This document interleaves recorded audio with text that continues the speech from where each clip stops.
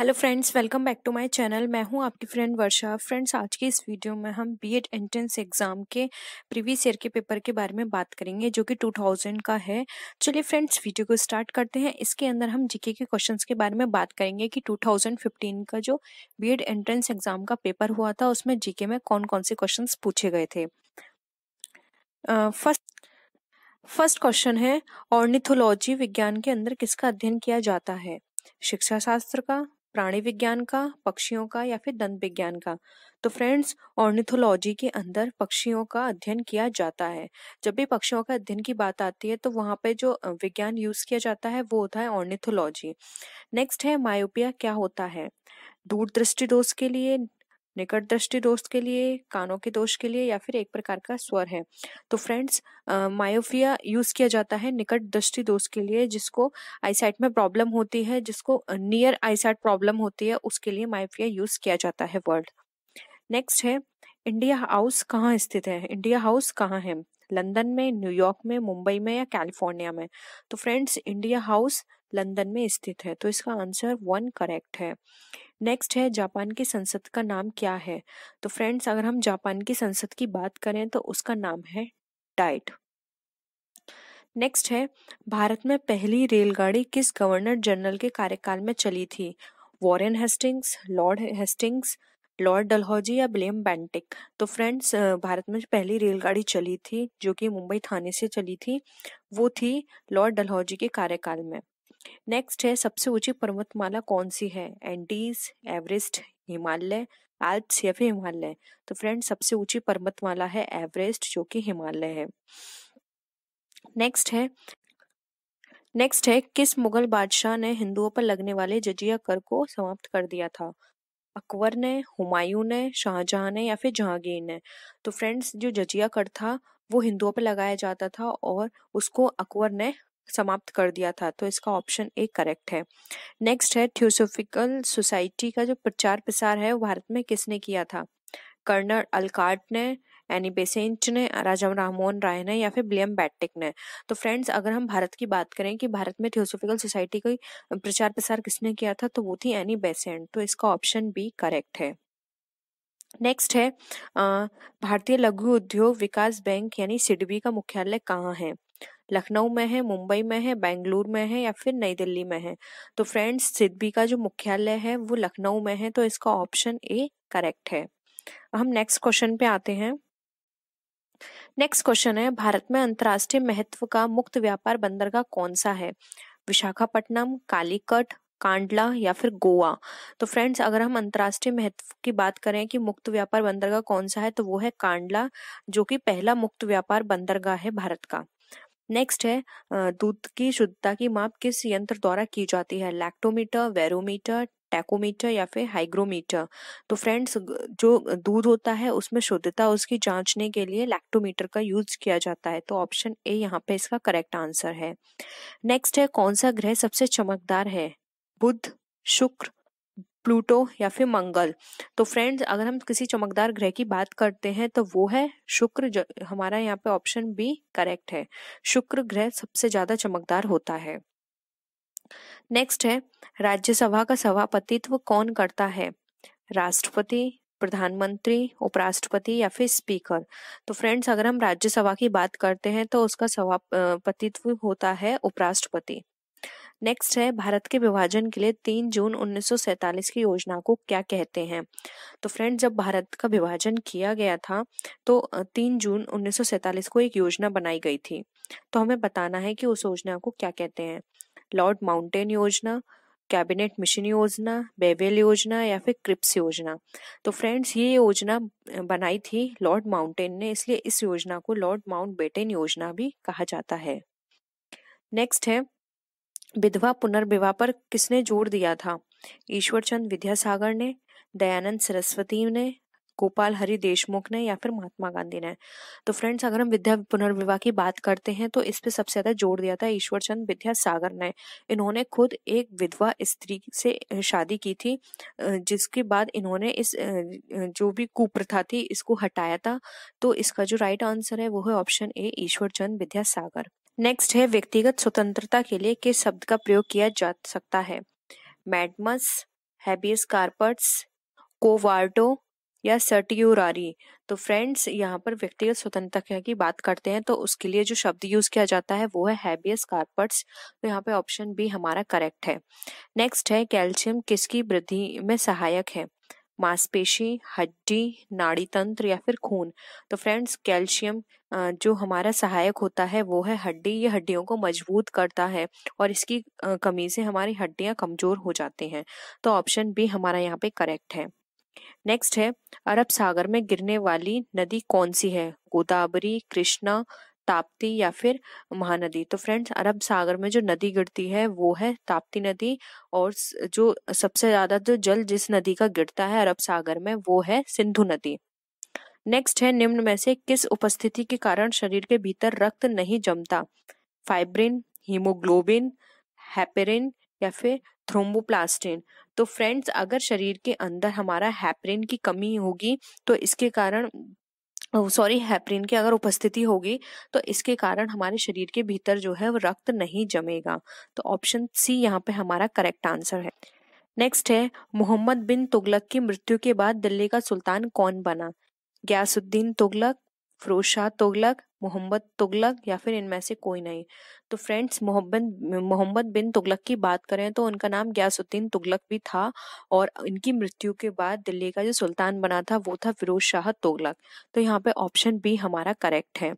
Next है निम्न में से कौन उदारवादी नेता नहीं है? तो फ्रेंड्स हमें बताना है कि कौन उदारवादी नहीं है। तो ऑप्शंस है गोपाल कृष्ण गोखले, मदन मोहन मालवीय, दादा भाई नौरोजी या फिर बाल गंगाधर तिलक। तो फ्रेंड्स अगर हम यहाँ पे बात करते हैं कि इनमें से कौन सा हमारा उदारवादी नेता नहीं है तो इसका जो राइट आंसर है वो है ऑप्शन डी जो कि है बाल गंगाधर तिलक। बाल गंगाधर तिलक उदारवादी नेता नहीं है। नेक्स्ट है भगवान बुद्ध ने अपना उपदेश धर्मचक्र प्रवर्तन कहाँ किया था? वैशाली, बोधगया, लुम्बिनी या सारनाथ। तो फ्रेंड्स महात्मा बुद्ध थे उन्होंने अपना जो उपदेश धर्मचक्र प्रवर्तन किया था वो किया था सारनाथ में। तो ऑप्शन डी हमारा करेक्ट है। नेक्स्ट है शेरशाह की कब्र कहाँ पर स्थित है? आगरा में, लाहौर में, बदायूं में या फिर सासाराम में। तो फ्रेंड्स शेरशाह की जो कब्र है वो सासाराम में स्थित है। तो ऑप्शन डी हमारा यहाँ पे करेक्ट है। नेक्स्ट है वैदिक युग में ग्राम समूहों को क्या नाम दिया गया था? ग्राम, जन, विस या फिर सभा। तो फ्रेंड्स वैदिक युग में जो ग्राम समूह हुआ करते थे उनको विस नाम दिया गया था। यहाँ पे ऑप्शन सी हमारा करेक्ट है। नेक्स्ट है निम्नलिखित में से किसके शासनकाल के दौरान हेनसांग भारत की यात्रा पर आया था? कनिष्क, हर्षवर्धन, चंद्रगुप्त मौर्य या फिर समुद्रगुप्त। तो फ्रेंड्स हेनसांग भारत आया था यात्रा पर तो वो आया था हर्षवर्धन के शासन काल में। तो यहाँ पे ऑप्शन बी हमारा करेक्ट है। नेक्स्ट है 1905 में गोपाल कृष्ण गोखले द्वारा स्थापित प्रसिद्ध समाजसेवी संस्था का क्या नाम था? ऑप्शंस हैं तत्व बोधिनी सभा, ब्रह्म सभा, ब्रह्म समाज, रामकृष्ण मिशन या फिर सर्वेंट्स ऑफ इंडिया सोसाइटी। तो फ्रेंड्स 1905 में गोपाल कृष्ण गोखले ने जो समाज सेवी संस्था स्थापित की थी उसका नाम था सर्वेंट्स ऑफ इंडिया सोसाइटी। तो ऑप्शन डी हमारा करेक्ट है। नेक्स्ट है कांग्रेस की प्रथम महिला अध्यक्ष कौन बनी थी? एनी बेसेंट, विजयलक्ष्मी पंडित, सरोजनी नायडू या फिर अरुणा आसफ अली। तो फ्रेंड्स जो कांग्रेस की प्रथम महिला अध्यक्ष बनी थी वो थी सरोजनी नायडू। ऑप्शन सी यहाँ पे हमारा करेक्ट है। नेक्स्ट है एलिसा परीक्षण ज्ञात करने के लिए क्या ज्ञात करने के लिए होता है? एड्स, कालाजोर, कैंसर या फिर मधुमेह। तो फ्रेंड्स HIV का पता लगाने के लिए एलिसा परीक्षण का यूज किया जाता है। तो ऑप्शन ए यहाँ पे हमारा करेक्ट है। नेक्स्ट है दिन और रात बनने का क्या कारण है? पृथ्वी का अपनी धुरी पर घूमना, पृथ्वी का सूर्य के चारों ओर चक्कर लगाना, पृथ्वी की सूर्य से निकटता या फिर पृथ्वी का दूसरे ग्रहों से संबंध। तो फ्रेंड्स अगर हम बात करें दिन और रात बनने के कारण तो यहाँ पे ऑप्शंस ए और बी दोनों ही करेक्ट हैं। तो इस तरह के क्वेश्चंस में आपको फुल मार्क्स मिलेंगे क्योंकि यहाँ पे ऑप्शंस दोनों ही करेक्ट हैं। पृथ्वी का अपनी धुरी पर घूमना भी यही एक ये भी कारण है, दूसरा ये भी कारण है कि पृथ्वी सूर्य के चारों ओर चक्कर लगाती है। तो आप अपने अकॉर्डिंग देख लीजिएगा। लेकिन अगर हम प्रीवियस पेपर की बात करें कि प्रीवियस पेपर में कौन सा इसका राइट आंसर था तो इसमें जो राइट आंसर था वो था ऑप्शन बी, पृथ्वी का सूर्य के चारों ओर चक्कर लगाना, उन्होंने इसको करेक्ट माना था। नेक्स्ट है, रडार यंत्र किस काम में आता है? जहाजों की चाल मापने के लिए, जहाजों का भार मापने के लिए, जहाजों का मार्ग मापने के लिए, या फिर जहाजों की गति, स्थिति और दिशा मापने के लिए। तो फ्रेंड्स, आपने देखा होगा जहाज पर रडार लगी होती है, तो उस रडार का काम होता है जहाज की गति, स्थिति और दिशा पता लगाना कि वो किस दिशा में जा रहा है। तो ऑप्शन डी यहाँ पे हमारा करेक्ट है। नेक्स्ट है, संसार का अधिकतम कॉफी उत्पादक देश है? इथोपिया, श्रीलंका, भारत या फिर ब्राजील। तो फ्रेंड्स, यहाँ पे हमें बताना है कि भारत का सबसे अधिकतम कॉफी उत्पादक प्रदेश कौन सा है। तो फ्रेंड्स, वो है यहाँ पर ब्राजील।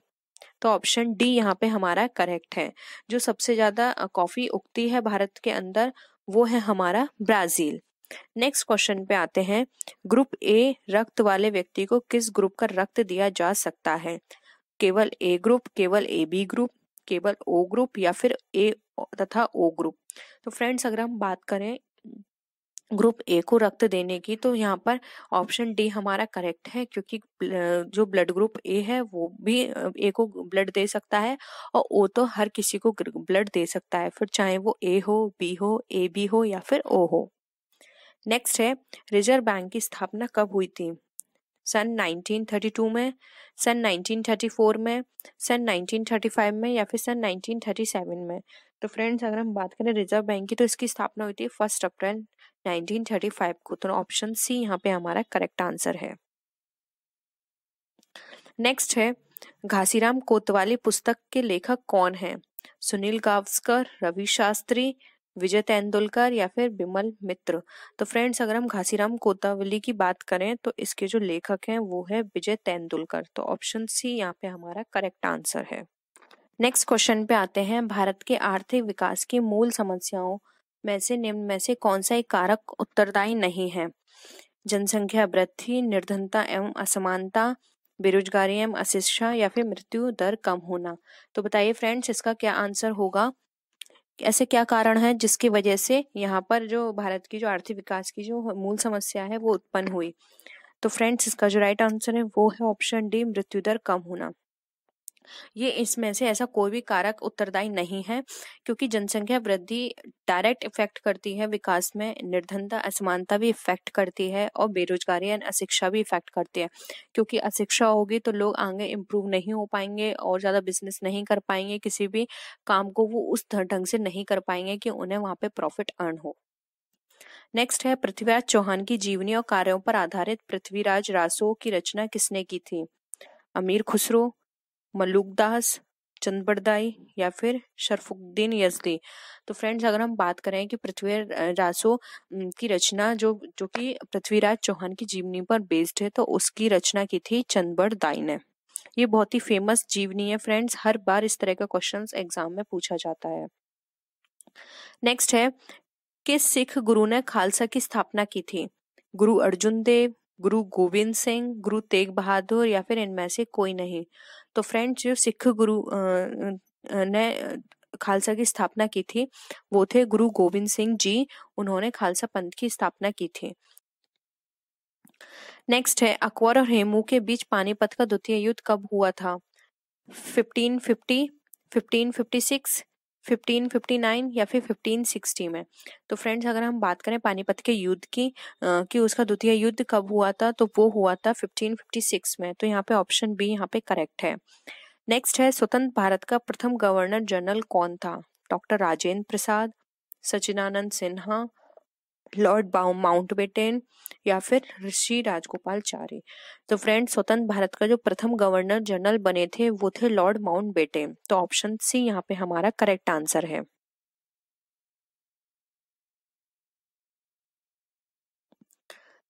नेक्स्ट है, दयानंद के बचपन का क्या नाम था? परिशंकर, मूलशंकर, परमानंद या फिर अंबाशंकर। तो फ्रेंड्स, यहाँ पर जो दयानंद के बचपन का नाम था वो था मूलशंकर। तो ऑप्शन बी यहाँ पे हमारा करेक्ट है। नेक्स्ट है, प्लासी का युद्ध कब हुआ था? 1757 में, 1764 में, 1576 में या फिर 1761 में? तो फ्रेंड्स प्लासी का जो युद्ध हुआ था वो हुआ था 1757 ईस्वी में। नेक्स्ट है अष्टप्रधान का क्या अर्थ है? ऑप्शंस है मंत्रियों की एक परिषद जो मराठा शासक के सलाहकार के रूप में कार्य करती थी, या फिर कुछ नेताओं द्वारा बताए गए अष्टमार्ग, एक तरह का कर, या फिर उपरोक्त में से कोई नहीं। तो फ्रेंड्स अगर हम अष्टप्रधान की बात करें तो ये 8 मंत्रियों की एक परिषद थी जो कि मराठा शासक के यहाँ काम किया करती थी और ये उनके सलाहकार के रूप में कार्य करती थी। तो ऑप्शन ए यहाँ पे हमारा करेक्ट आंसर है। नेक्स्ट है दिल्ली के सिंहासन पर बैठने वाली प्रथम और अंतिम मुस्लिम महिला कौन थी? रोशन आरा, जहां आरा, रजिया सुल्तान, या फिर चांद बीबी? तो फ्रेंड्स दिल्ली के सिंहासन पर बैठने वाली जो प्रथम महिला थी और अंतिम महिला भी थी वो थी रजिया सुल्तान। ऑप्शन सी यहाँ पे हमारा करेक्ट आंसर है। नेक्स्ट है 92वें संशोधन द्वारा संविधान के किस अनुच्छेद में मौलिक कर्तव्यों को जोड़ा गया है? 51A, 53A, 54A या फिर 55A? तो इसका राइट आंसर है ऑप्शन सी 54A। नेक्स्ट है कुरियन पुरस्कार दिया जाता है डेयरी विज्ञान में, कृषि विज्ञान में, चिकित्सीय विज्ञान में या फिर वैज्ञानिक अनुसंधान में? तो पुरस्कार दिया जाता है डेयरी विज्ञान में। ये डॉक्टर कुरियन की याद में दिया जाता है। डॉक्टर कुरियन डेयरी विज्ञान के जनक भी कहे जाते हैं। नेक्स्ट है राष्ट्रगान जनगण मन की रचना किसने की थी? बंकिम चंद्र चटर्जी ने, रविन्द्रनाथ टैगोर ने, आशुतोष चटर्जी ने या फिर हरिंद्रनाथ टैगोर ने? तो फ्रेंड्स राष्ट्रगान की जनगण मन जो था उसकी रचना की थी रविंद्रनाथ टैगोर जी ने।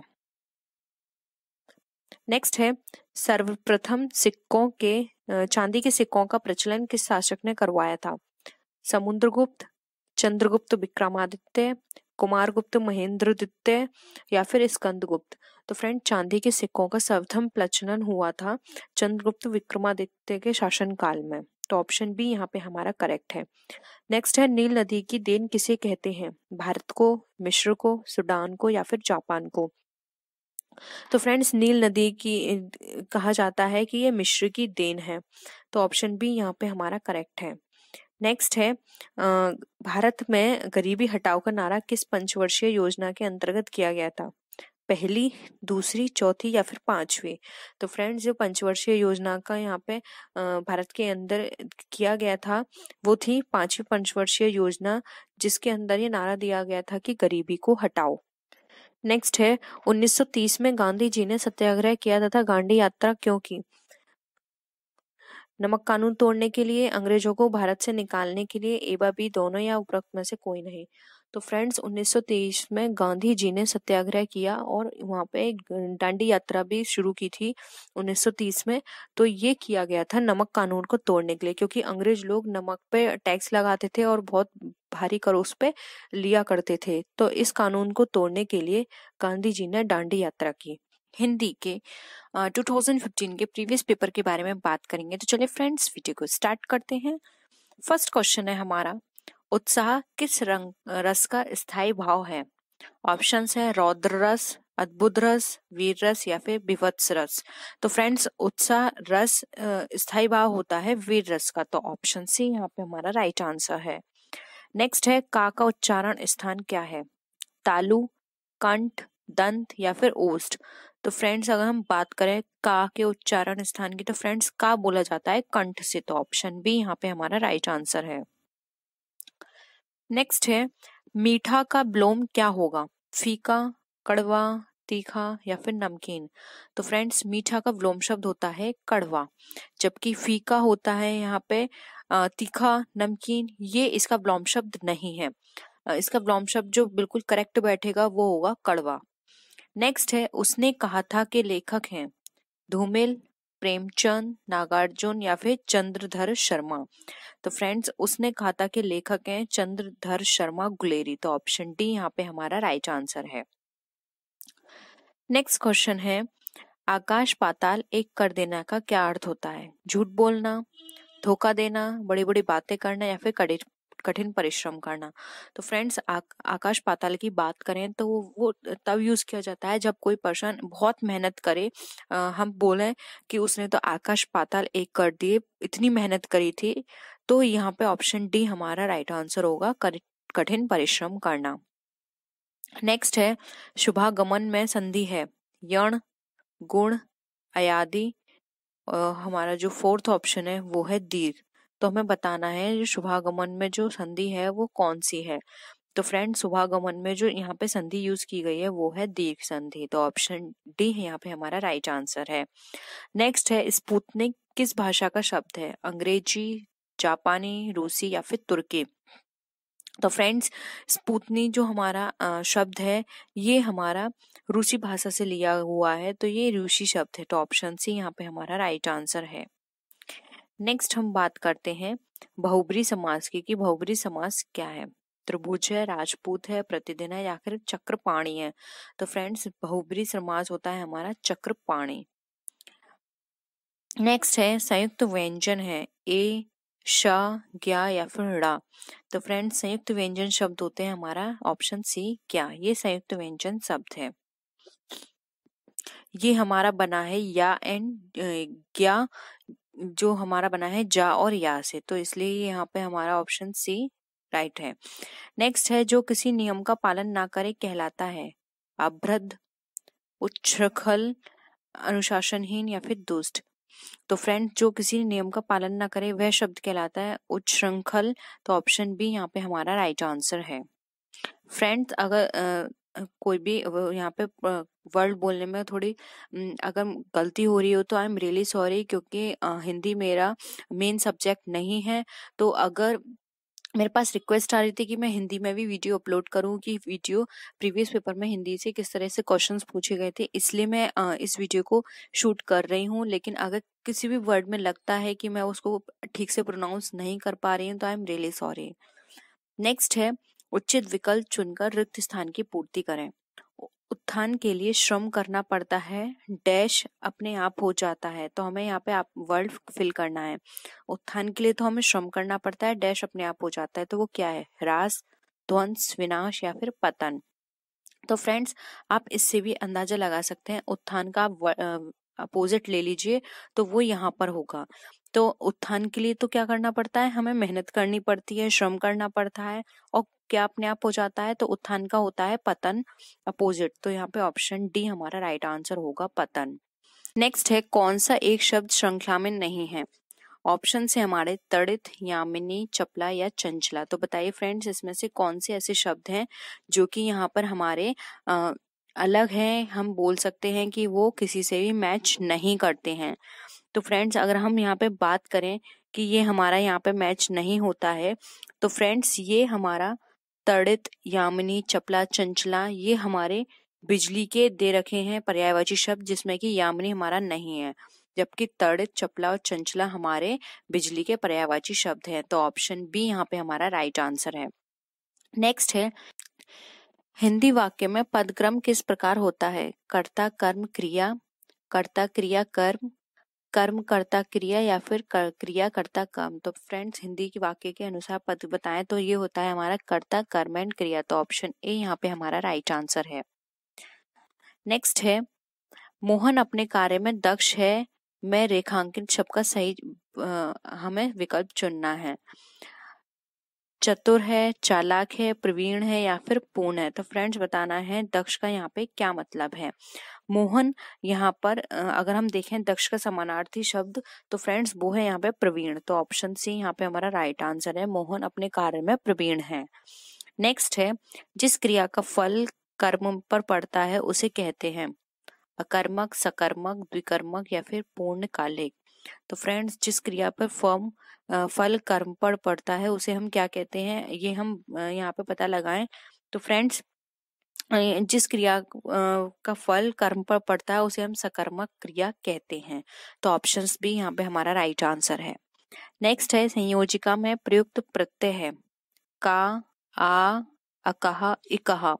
तो फ्रेंड संयोजिका में जो प्रयुक्त प्रत्यय होता है वो है आ और मूल शब्द संयोजक है। तो फ्रेंड्स ऑप्शन यहाँ पे बी हमारा राइट आंसर है, आ।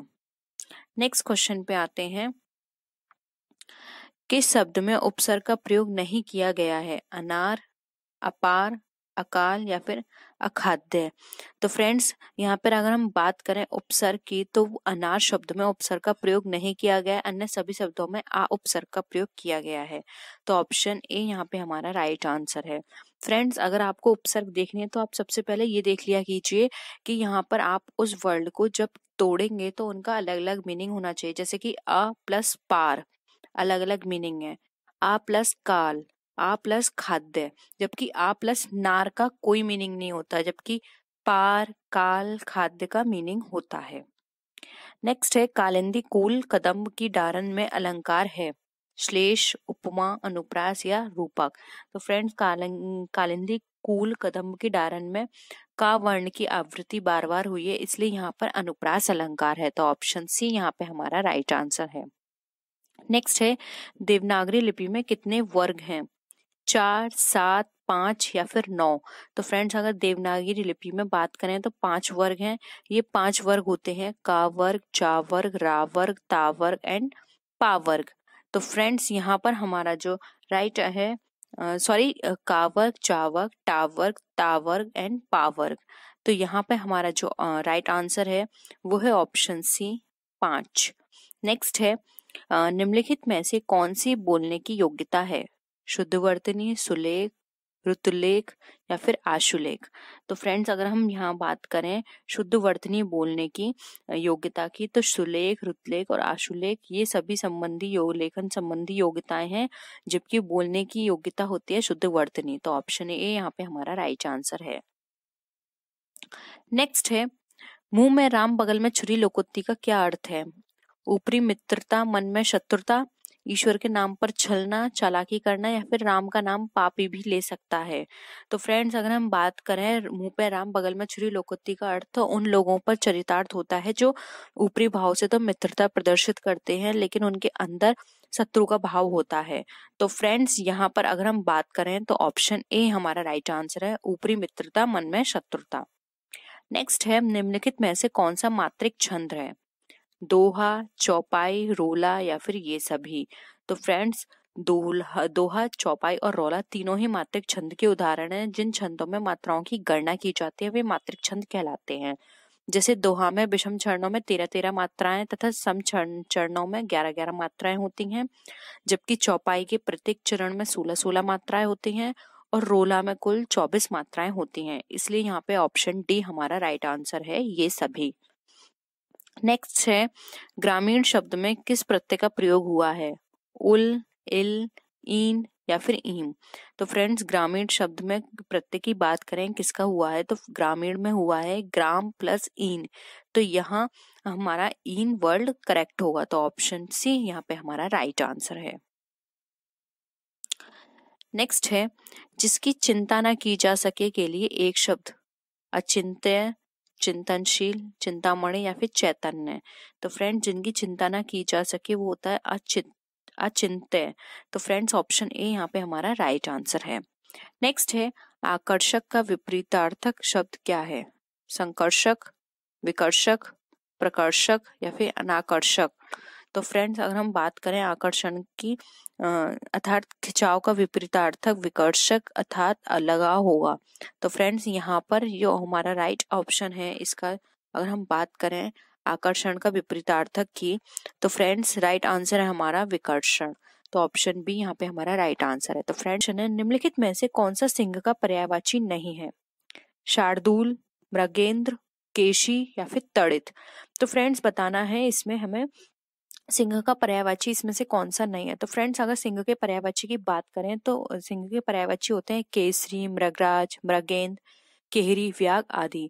इसके साथ ही केशरी, शार्दूल और वनराज भी सिंह के पर्याय होते हैं, लेकिन यहाँ पे फ्रेंड्स तड़ित जो है ये वो है हमारा बिजली का पर्यायवाची। तो ऑप्शन डी यहाँ पे हमारा राइट आंसर है।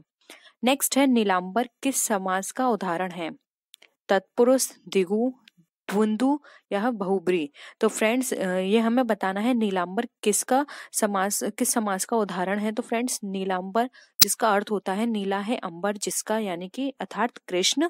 यहाँ पर श्री कृष्ण एक अन्य अर्थ की प्रधानता का बोध हो रहा है, अर्थात नीलांबर बहुब्री समास है। इसमें नीला और अंबर दोनों में से कोई भी पद प्रधान नहीं है, बल्कि पूरा ही पद किसी अन्य पद श्री कृष्ण का विशेषण है। तो यहाँ पे ऑप्शन डी यहाँ पे हमारा राइट आंसर है। फ्रेंड्स किसी भी वर्ड को यहाँ पे प्रोनाउंस करने में कोई मिस्टेक हो रही हो तो I am really sorry. Next है, यह किताब रमेश को दे दो। इस वाक्य में प्रयुक्त कारक है विभक्ति है संप्रदान, अधिकरण, करण या फिर कर्म। तो फ्रेंड्स बताना है ये किताब रमेश को दे दो शब्द में प्रयुक्त कारक विभक्ति कौन सी है। तो फ्रेंड्स यह किताब रमेश को दे दो में इस वाक्य में आया परसर्ग को कर्म कारक विभक्ति का चिन्ह है, अतः यहाँ पे कर्म कारक विभक्ति है। तो फ्रेंड्स ऑप्शन डी यहाँ पे हमारा राइट आंसर है। नेक्स्ट क्वेश्चन है, निम्न में से किस शब्द में अयादि संधि है? यद्यपि, अन्वेषण, नायक या फिर सदैव। तो फ्रेंड्स बताएं यहाँ पर अगर हम अयादि संधि के बारे में, तो फ्रेंड्स अयादि संधि में आता है ए, आई, ओ, औ के बाद कोई भिन्न स्वर आता है तो वो है अयादि संधि कहलाता है। जैसे कि ए का आय, आई का आय, ओ का अव और औ का आव हो जाता है।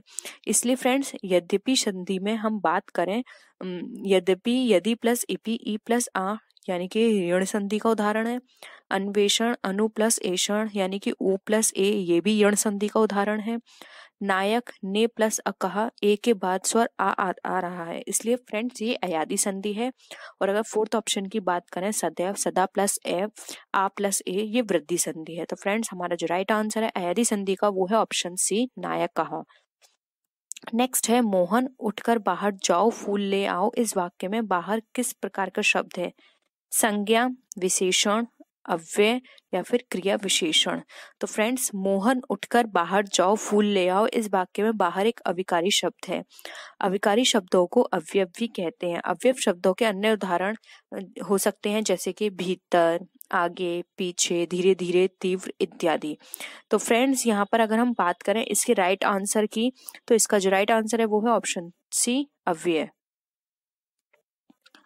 नेक्स्ट क्वेश्चन पे आते हैं, यह आम मीठा है। इस वाक्य में मीठा कौन सा विशेषण है? विशेष्य, सार्वनामिक, विधेय विशेषण या फिर प्रविशेषण। तो फ्रेंड्स यह आम मीठा है, यहाँ मीठा एक विधेय विशेषण है। तो फ्रेंड्स यहाँ पर हमारा जो राइट आंसर है वो है ऑप्शन सी, विधेय विशेषण। नेक्स्ट है, सरल विशेषण से भाववाचक संज्ञा निर्मित शब्द है। सरला, सरलता, सरलीय या फिर सरलाभ। तो फ्रेंड्स यहाँ पर हम बात करें सरल शब्द में ता प्रत्यय जोड़कर सरलता एक भाववाचक संज्ञा बनाई जा सकती है। तो फ्रेंड्स यहाँ पर जो हमारा राइट आंसर है वो है ऑप्शन बी, सरलता। नेक्स्ट है, निम्नलिखित शब्दों में से कौन सा एक पुर्तगाली भाषा का शब्द है? ऑप्शन है हमारे पिस्तौल, रेल, चेहरा, आदमी। तो फ्रेंड्स पिस्तौल विदेशी शब्द अर्थात पुर्तगाली शब्द है, तो ऑप्शन ए यहाँ पे हमारा राइट आंसर है। नेक्स्ट क्वेश्चन पे आते हैं हम, बिहारी हिंदी के अंतर्गत कौन सी बोली नहीं आती? मैथिली, मगही, भोजपुरी, अवधी।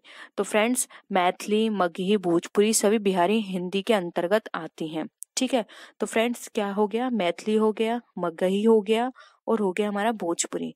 तो यहाँ पे जो नहीं आता है ये पूछा गया है, तो वो है ऑप्शन डी, अवधी बिहारी हिंदी के अंतर्गत नहीं बोली जाती। मुट्ठी गर्म करना मुहावरे का अर्थ है आग तापना, घूस देना, मुक्का लगाना या फिर धाक जमाना। तो फ्रेंड्स मुट्ठी गर्म करने का अर्थ है घूस या किसी को रिश्वत देना। तो फ्रेंड्स ऑप्शन बी हमारा यहाँ पे राइट आंसर। नेक्स्ट क्वेश्चन है, तुम आ जाते एक बार, कितनी करुणा कितने संदेश पथ में बिछ जाते बन पराग।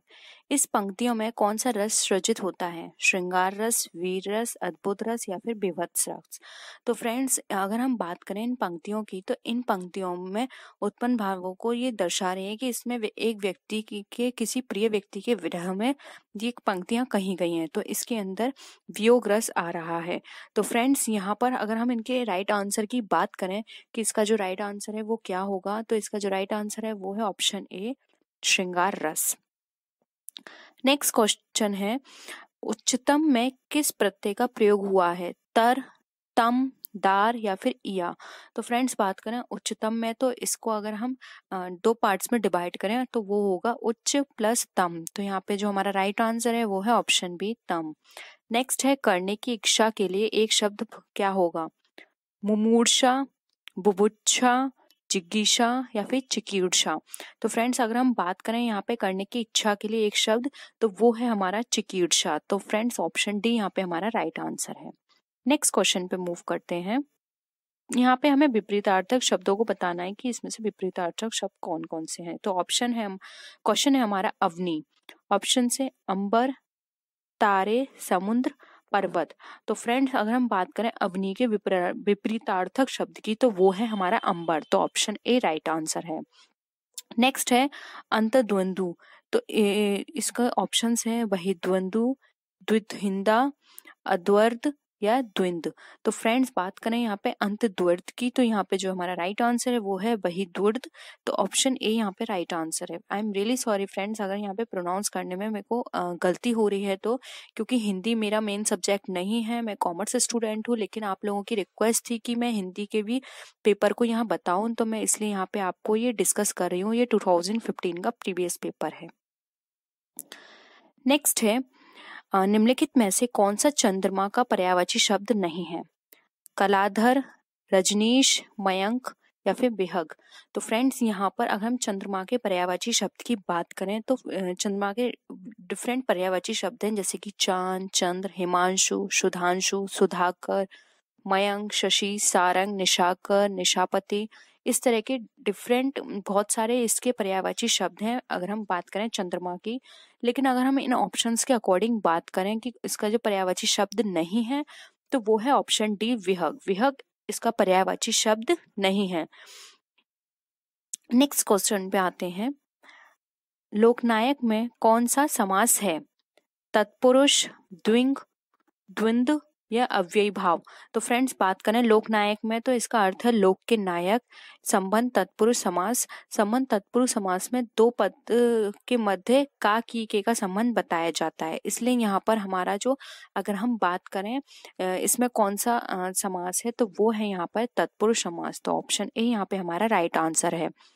नेक्स्ट क्वेश्चन है, निम्नलिखित में से कौन सा शब्द हमेशा बहुवचन में प्रयुक्त होता है? हस्ताक्षर, समाचार पत्र, चिड़िया या तिजोरी? तो फ्रेंड्स अगर हम यहाँ पे बहुवचन में बात करें, तो बहुवचन का जो शब्द है वो है हस्ताक्षर, जो कि बहुवचन में प्रयोग किया जाता है।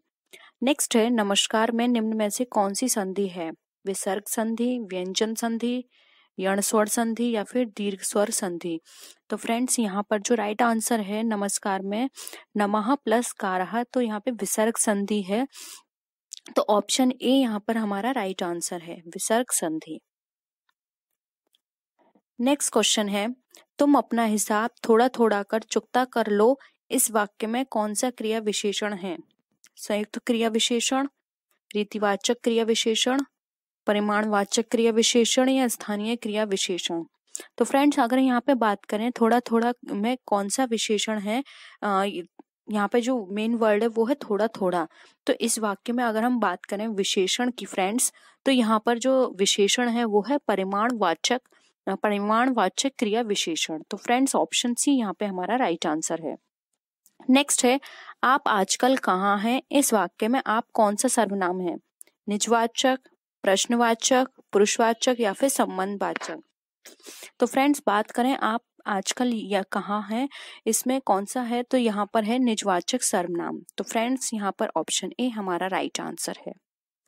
नेक्स्ट क्वेश्चन पे आते हैं, विजयादशमी कौन सी संज्ञा है? भाववाचक, जातिवाचक, समूहवाचक या फिर व्यक्तिवाचक? तो फ्रेंड्स विजयादशमी की बात करें तो ये है विजय के रूप में मनाई जाने वाली दशमी तिथि। तो यहाँ जो इसमें संज्ञा प्रयुक्त हुई है वो है व्यक्तिवाचक। तो ऑप्शन डी यहाँ पे हमारा राइट आंसर है। नेक्स्ट है, धरित्री का तद्भव रूप क्या होगा? धरती, भूमि, धरा या फिर धर? तो फ्रेंड्स बात करें अगर हम यहाँ पे धरित्री के तद्भव रूप की, तो वो है धरती। तो ऑप्शन ए यहाँ पे हमारा राइट आंसर है। नेक्स्ट है, हिंदी भारत के कितने राज्यों की राजभाषा है? 9 राज्यों की, 10, 13 या फिर 15?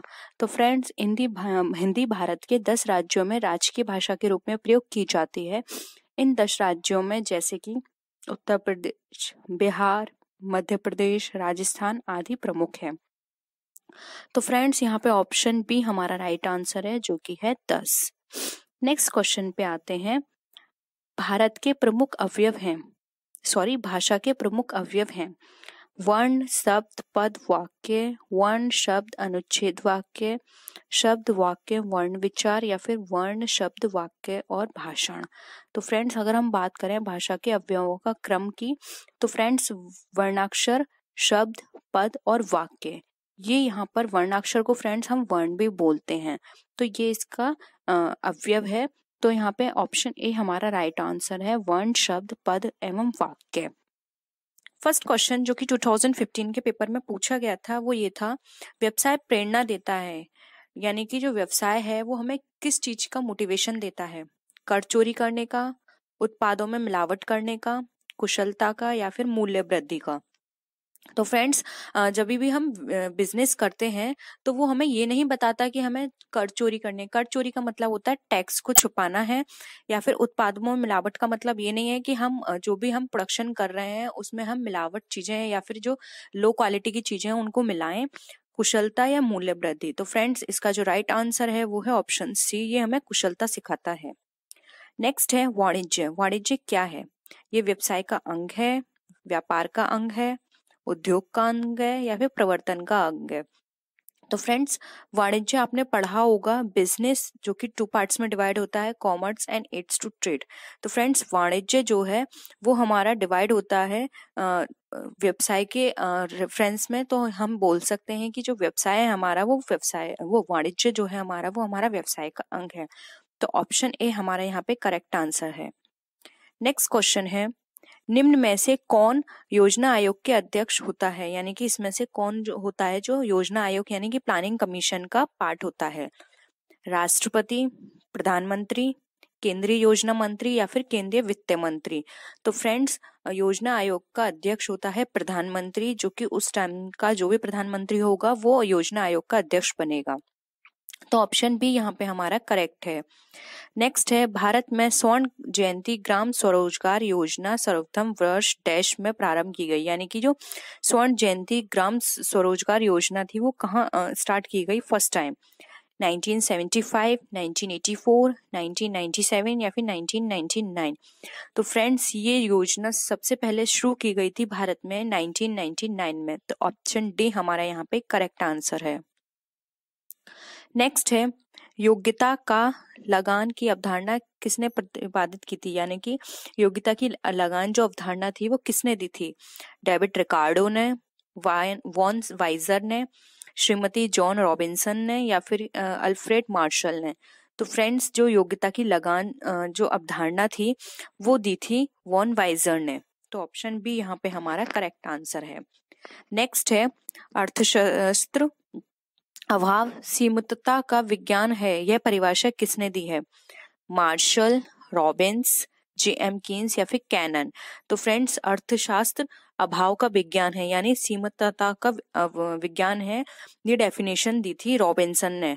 जब इन्होंने इकोनॉमिक्स को डिफाइन किया था तो इन्होंने ये डेफिनेशन दी थी कि अर्थशास्त्र एक अभाव का विज्ञान है। तो ऑप्शन बी हमारे यहाँ पे करेक्ट आंसर है। नेक्स्ट है, प्रतिस्थापना नियम डैश से भी जाना जाता है, यानी कि ये प्रतिस्थापना नियम है वो किससे जाना जाता है? उपयोगिता ह्रास नियम से, समसीमांत उपयोगिता नियम से, सीमांत उत्पादकता से या फिर मांग का नियम से? तो फ्रेंड जो प्रतिस्थापना नियम था ये हमारा दिया गया था समसीमांत उपयोगिता नियम से। फ्रेंड्स अगर आपको इनका डिस्कशन चाहिए तो आप नीचे कमेंट सेक्शन में बता सकते हैं, हम कोशिश करेंगे कि इन पे एक ब्रीफ डिस्कशन रख पाएंगे। उपयोगिता ह्रास नियम क्या होता है, समसीमांत और सीमांत, मांग का नियम क्या होता है? मांग का नियम फ्रेंड्स बहुत इजी है, जो कि हम जब भी हमारे प्राइस में कोई भी चेंजेस आएंगे तो वो हमारे मांग पर इफेक्ट करेंगे यानी डिमांड पे इफेक्ट करेंगे। प्राइस अगर हाई होगा तो हमारी डिमांड कम हो जाएगी और अगर हमारा प्राइस लो होगा तो हमारी डिमांड हाई हो जाएगी।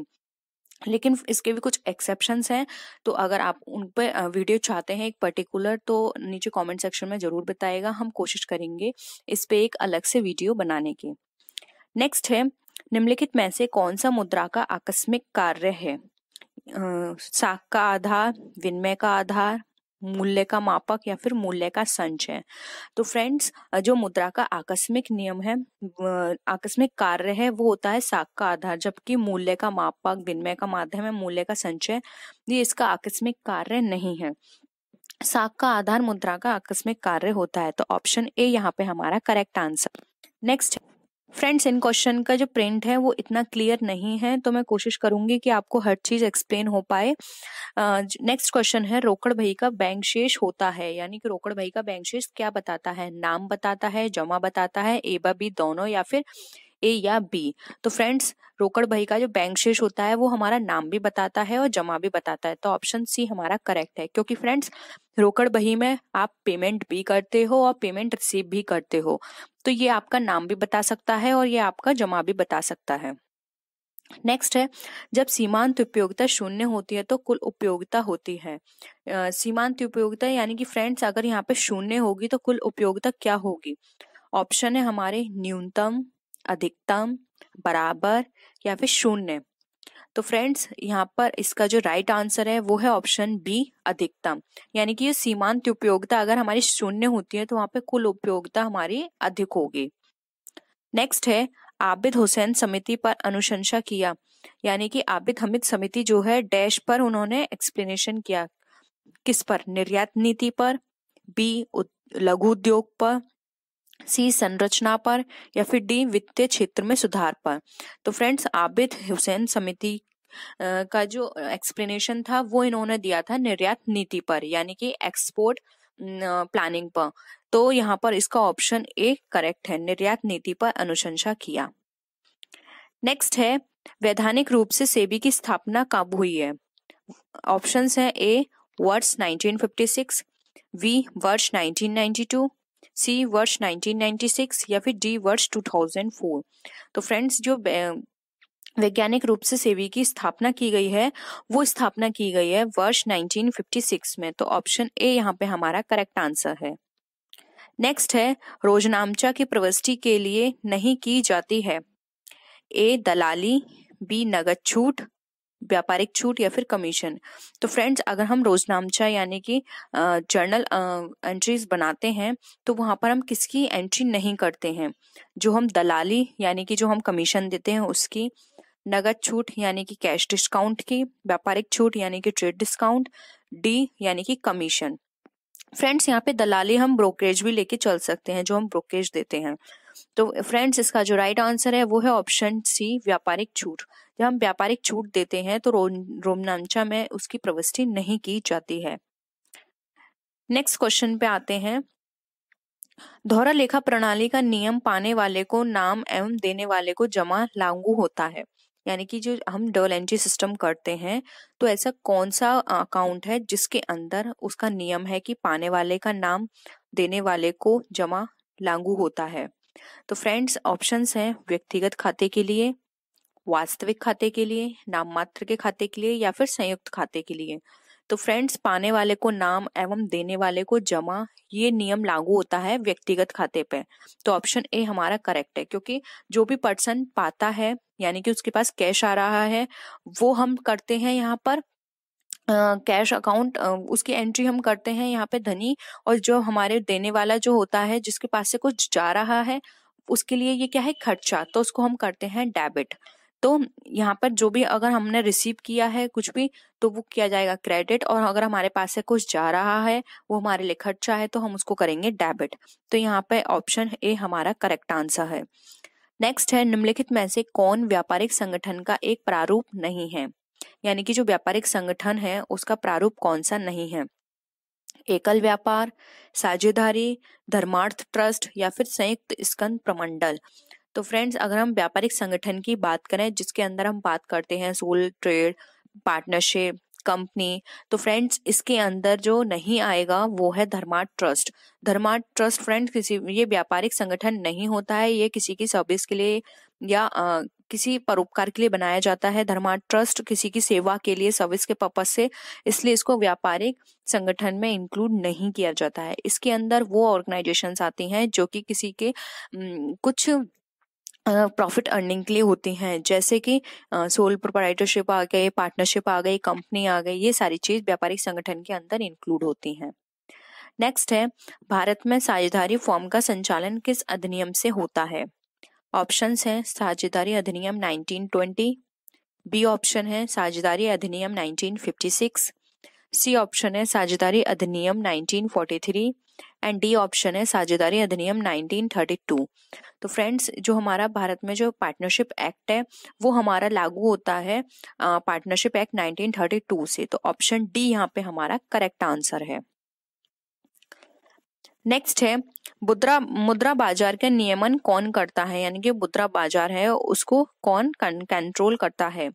ऑप्शंस है वित्तीय संस्थान यानी कि फाइनेंशियल इंस्टीट्यूशन, ऑप्शन बी है भारतीय वाणिज्य बैंक यानी कि हमारा इंडियन कॉमर्शियल बैंक, नेक्स्ट है सी रिजर्व बैंक ऑफ इंडिया यानी कि आरबीआई, डी है विदेशी बैंक यानी कि फॉरेन बैंक। तो फ्रेंड्स, मुद्रा बाजार का जो नियमन होता है वो हमारा इंडिया के अंदर किया जाता है आरबीआई यानी कि रिजर्व बैंक ऑफ इंडिया के द्वारा। तो ऑप्शन सी यहाँ पे हमारा करेक्ट आंसर है। नेक्स्ट है, जेबी से के अनुसार रूल ऑफ थ्री नियम लागू होता है, यानी कि ये रूल ऑफ थ्री है वो हमारा किस पे लागू होता है? प्रगतिशील करों पर, अनुपाती करों पर, प्रतिगामी करों पर या फिर अधोगामी करों पर? तो फ्रेंड्स, इसका जो राइट आंसर है वो है ऑप्शन बी, अनुपाती करों पर। जो हमारा रूल ऑफ थ्री लागू होता है वो होता है हमारा अनुपाती करों पर। नेक्स्ट है, पूर्वाधिकार अंशधारियों को सामान्यता, यानी कि पूर्वाधिकारी अंशधारी होते हैं उनको ऐसे इनमें से ऑप्शंस में से ऐसी कौन सी चीज है जो उनको प्रोवाइड की जाती है? ऑप्शन ए है मत देने का बराबर अधिकार होता है, ऑप्शन बी है मत देने का अधिकार नहीं होता, सी सीमित मत देने का अधिकार होता है या फिर डी पूर्व मताधिकार होता है। तो फ्रेंड्स, ये नाम से ही यहाँ पे रिफ्लेक्ट हो रहा है, नाम है पूर्वाधिकार अंशधारियों को सामान्यतः, यानी कि जो पूर्वाधिकारी अंशधारी होते हैं उनको मत देने का कोई अधिकार नहीं होता है। ये सिर्फ इनको राइट होता है कि जब डिविडेंड डिस्ट्रीब्यूट किया जाएगा तो डिविडेंड इनको प्रायोरिटी होगी कि इनको सबसे पहले दिया जाएगा, लेकिन इनको किसी भी तरह का कोई भी राइट नहीं होता है कि कहीं भी जाके किसी को किसी मीटिंग में वोट कर पाए। तो वोटिंग राइट सिर्फ होते हैं इक्विटी शेयर होल्डर्स के पास। तो ऑप्शन बी यहाँ पे करेक्ट है। नेक्स्ट है, ह्रास आयोजन के लिए निम्न लेखांकन प्रमाप लागू होता है, यानी कि जो ह्रास लेखांकन यानी कि जो डेप्रिसिएशन है, एडजस्टमेंट है, प्रोविजन, वो किस अकाउंटिंग स्टैंडर्ड के थ्रू अप्लाई किए जाते हैं? Accounting standard 3, accounting standard 4, accounting standard 5 and accounting standard 6।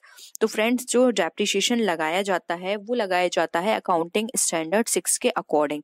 Accounting standard 6 में डेप्रिसिएशन से रिगार्डिंग सारे प्रोविजंस गिवन है कि कौन सी सेट्स पे किस तरह से कौन से मेथड के थ्रू लगना है अकाउंटिंग डेप्रिसिएशन।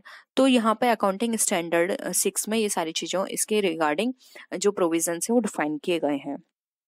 नेक्स्ट है, अधिकतम सामाजिक लाभ का सिद्धांत किस क्षेत्र से संबंधित है? यानी कि जो अधिकतम सामाजिक लाभ होते हैं उनका सिद्धांत हमें बताना है किस क्षेत्र में आता है? लाभ से, लगान से, ब्याज से या फिर राजस्व से? तो फ्रेंड्स, अधिकतम सामाजिक लाभ का सिद्धांत जो होता है वो होता है हमारा राजस्व से संबंधित। तो ऑप्शन डी यहाँ पे हमारा करेक्ट आंसर है।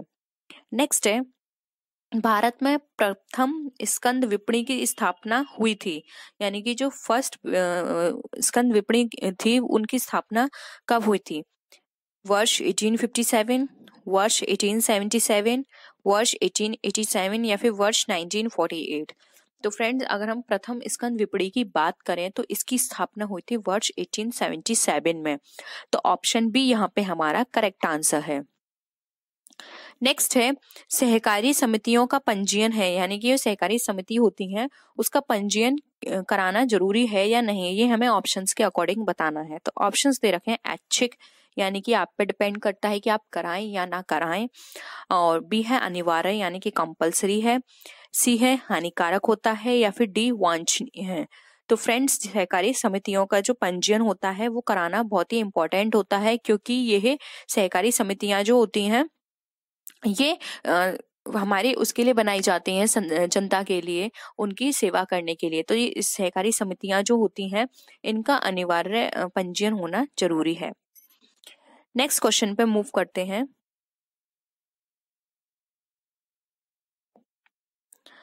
एक सार्वजनिक कंपनी में सदस्यों की न्यूनतम संख्या कितनी होनी चाहिए, यानी कि जो एक पब्लिक कंपनी है उसमें मिनिमम नंबर कितना होना चाहिए मेंबर का? 2, 5, 7 या फिर 50? तो फ्रेंड्स यहाँ पे बात की गई है सार्वजनिक कंपनी यानी कि पब्लिक कंपनी की। तो यहाँ पर जो मेंबर की संख्या है वो होनी चाहिए 7, मिनिमम है 7 और मैक्सिमम के लिए कोई लिमिट नहीं है। नेक्स्ट है, निम्नलिखित में से एक सुमेलित नहीं है, यानी कि हमें बताना है कि कौन सा किससे मैच नहीं कर रहा है। ऑप्शन ए है निर्यात आयात बैंक, आयात निर्यात हेतु वित्त। बी है रिजर्व बैंक ऑफ इंडिया, बैंकों का बैंक। सी है भारतीय औद्योगिक विकास बैंक यानी कि औद्योगिक वित्त। डी है भारतीय खाद्य निगम यानी कि कॉमर्शियल संस्थाओं की वित्तीय संस्था। तो फ्रेंड्स यहाँ पे जो सुमेलित नहीं हो रहा है यानी कि मैच नहीं कर रहा है वो है ऑप्शन डी। क्योंकि फ्रेंड्स निर्यात आयात बैंक जो होती है उसका काम होता है कि जो इम्पोर्ट एक्सपोर्ट हो रहा है उसके लिए फाइनेंस प्रोवाइड करना। रिजर्व बैंक होता है बैंकों का बैंक, क्योंकि ये सभी बैंकों को कभी भी फंड की जरूरत होती है तो वो उनको एज अ लोन प्रोवाइड करती है और खुद रिजर्व बैंक भी उनसे लेती है। और थर्ड है हमारा भारतीय औद्योगिक विकास बैंक। तो फ्रेंड्स औद्योगिक विकास बैंक है तो ये उद्योग से रिलेटेड अगर किसी भी फंड की जरूरत होती है तो ये वहां पे किसी भी औद्योगिक जो बिजनेस होते हैं उनको फंड प्रोवाइड करती है। जबकि डी ऐसा नहीं है, जो भारतीय खाद्य निगम है वो कॉमर्शियल संस्थाओं की वित्तीय संस्था नहीं है। तो ऑप्शन डी यहाँ पे हमारा करेक्ट आंसर है। अशुद्ध ऋण खाते का संबंध है, यानी कि जो अशुद्ध ऋण होता है उसका संबंध किस खाते से होता है? व्यक्तिगत खाते से, वास्तविक खाते से, नाममात्र खाते से या फिर उच्चंत खाते से? तो फ्रेंड्स अशुद्ध ऋण खाता बनाया जाता है तो ये एक नाममात्र का खाता होता है। तो इसका जो राइट आंसर है वो है ऑप्शन सी। नेक्स्ट है ख्याति खाता है, यानी कि जो गुडविल अकाउंट बनाया जाता है वो गुडविल है वो क्या है शो करती है हमें? ये एक अस्थाई संपत्ति है, नाशवान संपत्ति है, बनावटी संपत्ति है या फिर अमूर्त संपत्ति है? तो फ्रेंड्स ख्याति हमारे लिए यानी कि जो गुडविल है वो हमारे लिए एक अमूर्त संपत्ति होती है, ना ही ये नाशवान है ना ही अस्थाई है। ये लॉन्ग टाइम तक रहती है लेकिन ये एक तरह की अमूर्त संपत्ति है। तो ऑप्शन डी हमारा यहाँ पे राइट आंसर है। नेक्स्ट है गिफिन पदार्थों के लिए कीमत मांग की लोच डैश होती है। तो ऑप्शंस हैं धनात्मक, ऋणात्मक, शून्य या फिर इनमें से कोई नहीं। तो फ्रेंड्स गिफिन पदार्थ जो होते हैं, आपने गिफिन गुड्स पढ़ा होगा जो कि हमारा एक्सेप्शन है डिमांड लॉ का। तो फ्रेंड्स जो भी हमारा गुड्स होते हैं जो कि गिफिन लॉ के अंदर आते हैं तो उसमें जो कीमत की जो लोच होती है यानी कि हम इलास्टिसिटी बोल सकते हैं, प्राइस इलास्टिसिटी यहाँ पे बतानी है वो क्या होती है। तो फ्रेंड्स यहाँ पर जो प्राइस इलास्टिसिटी होती है गिफिन गुड्स के अंदर वो होती है हमारी धनात्मक। तो ऑप्शन ए हमारा यहाँ पे राइट आंसर है। और फ्रेंड्स ये एक एक्सेप्शन भी है, जो हमारा रूल है डिमांड का वो यहाँ पर एक रूल भी आता है यहाँ पर। और ये इसका एक्सेप्शन है कि जो जैसे कि हमारा जो डिमांड का जो लॉ है वो हमें बताता है कि अगर हमारे प्राइस डाउन है तो हमारी डिमांड इंक्रीज होगी और हमारे जो अगर प्राइस हाई है तो हमारी डिमांड क्या हो जाएगी, लो हो जाएगी। लेकिन ये वाला रूल हमारे गिफिन गुड्स पे अप्लाई नहीं होता है, इसलिए यहाँ पर जो इलास्टिसिटी होती है ये हमारी धनात्मक रहती है। नेक्स्ट क्वेश्चन पे मूव करते हैं। वह कौन सा समय है जिसमें उत्पादन के सभी साधन परिवर्तित किए जा सकते हैं? यानी कि जो उत्पादन के जो साधन है उसको हम चेंज कर सकते हैं, अल्पकाल में, अति अल्पकाल, दीर्घकाल या फिर अति दीर्घकाल। तो फ्रेंड्स अगर हमें अपने प्रोडक्शन में किसी भी तरह के चेंजेस करने हैं, उत्पादन में चेंजेस करना है तो वो चेंजेस सिर्फ और सिर्फ हम अति दीर्घकाल में कर सकते हैं, क्योंकि अल्पकाल में हम नहीं चेंज कर सकते, अति अल्पकाल में तो हम बिल्कुल भी चेंज नहीं कर सकते। कुछ चीजें ऐसी होती हैं वेरिएबल्स जिनको हम चेंज कर सकते हैं, लेकिन अगर हमें अपने साधन को चेंजेस करने हैं, किसी भी तरह के परिवर्तन लाना है उनमें, तो अति दीर्घकाल के अंदर ये टाइम इनफ होता है उसमें चेंजेस करने के लिए। तो हम यहाँ पर जो राइट आंसर होगा वो होगा ऑप्शन डी, अति दीर्घकाल। नेक्स्ट है किस अर्थव्यवस्था में कीमत तंत्र के आधार पर निर्णय लिए जाते हैं? यानी कि अगर कीमत में आप हमें किसी भी तरह के देखना है कि यहाँ पर हमारे कीमत तंत्र के आधार पर अगर हम निर्णय लें कि हमारे जो प्राइस हैं वो डाउन हो रहे हैं या इंक्रीज हो रहे हैं, तो हम वो किस अर्थव्यवस्था के अंदर ले सकते हैं कीमत के आधार पर? समाजवादी, पूंजीवादी, मिश्रित अर्थव्यवस्था या फिर गांधीवादी अर्थव्यवस्था? तो फ्रेंड्स, अगर हम कीमत के आधार पर यहाँ पर डिसीजन लें तो वो होगी हमारी पूंजीवादी, क्योंकि समाजवादी में हम समाज के आधार पर लेते हैं, मिश्रित में हम समाज और पूंजी दोनों के आधार पर लेते हैं, और गांधीवादी में हम जो गांधी के रूल्स हैं हम उनके अकॉर्डिंग लेते हैं। तो फ्रेंड्स, यहाँ पर जो हमारा राइट आंसर होगा वो होगा ऑप्शन बी, पूंजीवादी। नेक्स्ट है तलपट है, यानी कि तलपट क्या है? ये एक खाता है, एक विवरण है, एक सूचना है या फिर एक सारांश है? तो फ्रेंड्स, ये जो तलपट होता है हमारा, ये एक स्टेटमेंट की तरह होता है। तो यहाँ पे ऑप्शन बी करेक्ट है। ये एक विवरण होता है जो कि हमें बताता है सारे कितने हमारे एक्सपेंसेस हैं या फिर कितने हमारे जो भी हमने ट्रांजेक्शन्स किए हैं उनके बारे में ये हमें यहाँ पे शो करता है। ये किसी भी तरह का कोई भी खाता नहीं है। नेक्स्ट आते हैं ह्रास आयोजन सरल रेखा पद्धति के अंतर्गत ह्रास की राशि, यानी कि जो सरल रेखा पद्धति होती है, सिंपल जो सिस्टम होता है हमारा डेप्रिसिएशन निकालने का, उसके अंदर जो डेप्रिसिएशन की जो राशि होती है, अमाउंट होता है, वो किस प्रकार होता है? प्रतिवर्ष समान रहता है, प्रतिवर्ष घटती है, प्रतिवर्ष बढ़ती है या फिर कोई निश्चित नहीं है? तो फ्रेंड्स, अगर हम सरल रेखा पद्धति की बात करें तो इसके अंदर जो हमारी जो डेप्रिसिएशन की अमाउंट है वो प्रतिवर्ष समान रहती है। तो यहाँ पे ऑप्शन ए हमारा यहाँ पे राइट आंसर है। नेक्स्ट है एक व्यावसायिक उपक्रम का प्रवर्तक नहीं हो सकता, यानी कि एक व्यावसायिक उपक्रम का जो प्रवर्तक होता है वो नहीं हो सकता। किसका नहीं हो सकता? एक स्कंद विपणी का, एक कंपनी, एक फर्म या फिर एक व्यापार? तो फ्रेंड्स, अगर किसी भी पर्सन में अगर हम प्रवर्तक देखें तो एक स्कंद विपणी का कोई प्रवर्तक नहीं हो सकता। एक कंपनी का प्रवर्तक होता है, फर्म का होता है, व्यापार का होता है, लेकिन स्कंद विपणी का कोई भी प्रवर्तक नहीं हो सकता। नेक्स्ट है निम्नलिखित में से कौन सा विनिमय का सर्वोत्तम साधन है? अगर हम विनिमय की बात करें, एक्सचेंज की, तो वहां पे सर्वोत्तम साधन कौन सा है? वस्तु, चेक, विनिमय विपत्र या फिर मुद्रा? तो फ्रेंड्स, अगर हम आज के टाइम की बात करें तो आज के टाइम में जो विनिमय का सबसे अच्छा साधन है वो है मुद्रा, क्योंकि मुद्रा के माध्यम से हम किसी भी तरह के ट्रांजेक्शन्स को कर सकते हैं इजीली। क्योंकि कुछ ट्रांजेक्शन्स ऐसे होते हैं जहां पर आप चेक नहीं दे सकते, कुछ छोटे ट्रांजेक्शन्स हैं वहां आप चेक नहीं दे सकते, वस्तु से भी आप एक्सचेंज नहीं कर सकते आज के टाइम में। और विनिमय विपत्र जरूरी नहीं है कि हर ट्रांजेक्शन्स में यूज हो जाए, जबकि मनी हमारा एक ऐसा साधन है जिसके थ्रू आप हर ट्रांजेक्शन्स में इसको यूज कर सकते हैं। नेक्स्ट क्वेश्चन पे आते हैं। मुद्रा वह है जो मुद्रा का कार्य करे, यह परिभाषा किसने दी है? बहुत ही फेमस डेफिनेशन है फ्रेंड ये। फिशर, मार्शल, हार्टले ब्रदर्स या फिर सेलिंगमैन? तो फ्रेंड्स, मुद्रा वह है जो मुद्रा का कार्य करे, ये डेफिनेशन दी है सेलिंगमैन ने। तो ऑप्शन डी यहाँ पे हमारा राइट आंसर है।